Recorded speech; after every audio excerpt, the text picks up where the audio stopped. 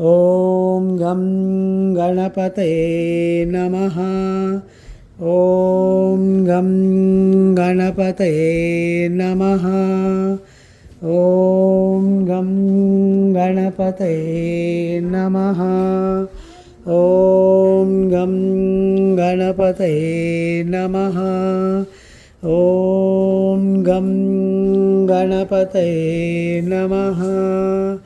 ఓం గం గణపతయే నమః. ఒకళ్ళ తర్వాత ఒకళ్ళు చేయండి. కాళ్ళు బయట పెట్టండి అమ్మా. కరెక్ట్.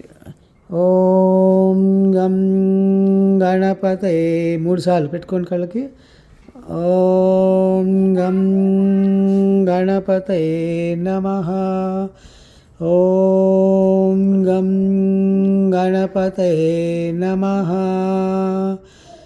ఓం గం గణపతయే నమః.